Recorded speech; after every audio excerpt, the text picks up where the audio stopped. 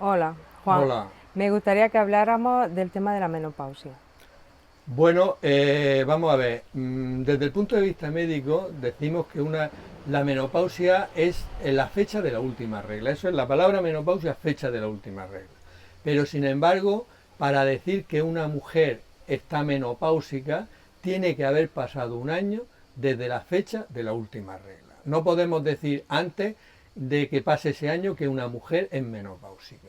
¿Eh? Ujú. Y si te parece bien, lo que podríamos hacer es hablar un poquito de la anatomía y de la fisiología del funcionamiento de cada uno de los órganos que forman el aparato reproductor femenino, porque de esta manera vamos a entender bien qué puede suceder realmente a una mujer en el periodo de la menopausia. Me parece muy bien, porque además es un tema muy interesante.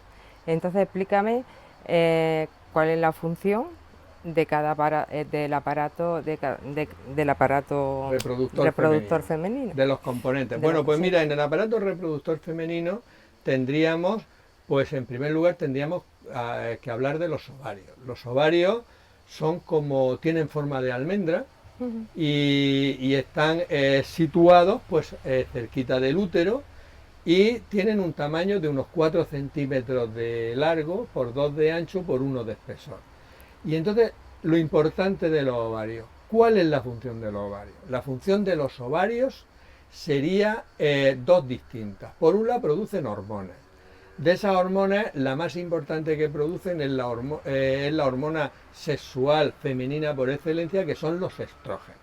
¿Vale? Ajá. Pero también produce otras hormonas, como pueda ser en determinados periodos del ciclo menstrual la progesterona, o también produce pequeñas cantidades de testosterona.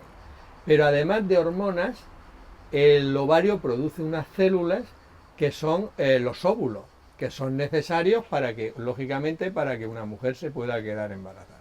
Esas serían las dos funciones más importantes que tiene el ovario. Luego tendríamos las trompas de falopio.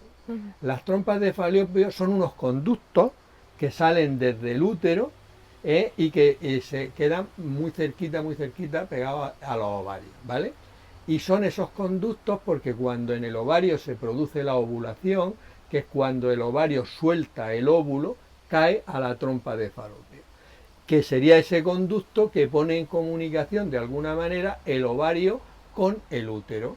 De hecho, más o menos más o menos no, en ese conducto, en la trompa de falopio, es cuando se produce la fecundación, el espermatozoide llega y fecunda ahí al óvulo. ¿Me comprende? Ajá. Entonces ahí empezaría la división que luego daría lugar a un embrión. Aparecerían primero dos células, luego cuatro células, luego una fase que se llama mórula y luego una fase que se llama blastocisto, cuando ya la mujer se queda embarazada.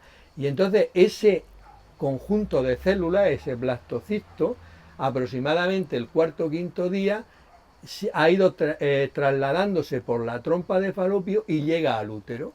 Y el útero, bueno, todo el mundo sabe que es un órgano donde se va a implantar el embrión, que normalmente se implanta en el quinto día que se ha quedado, que se ha fecundado el óvulo, ¿no? Entonces se implanta y en el útero hay tres capas.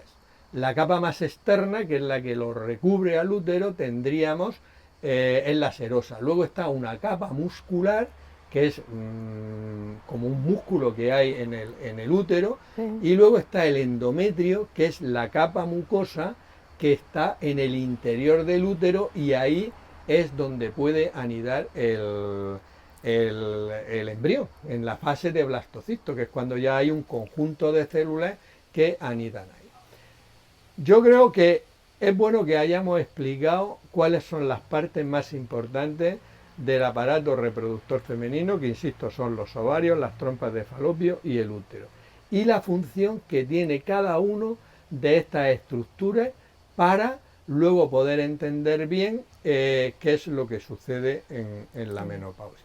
Si te parece, este vídeo lo Muy bien. dejamos aquí y en el próximo continuaremos hablando de la fisiología, de qué regula a los ovarios, etcétera. Muy bien, me parece muy bien, además muy bien explicado. Vale, gracias.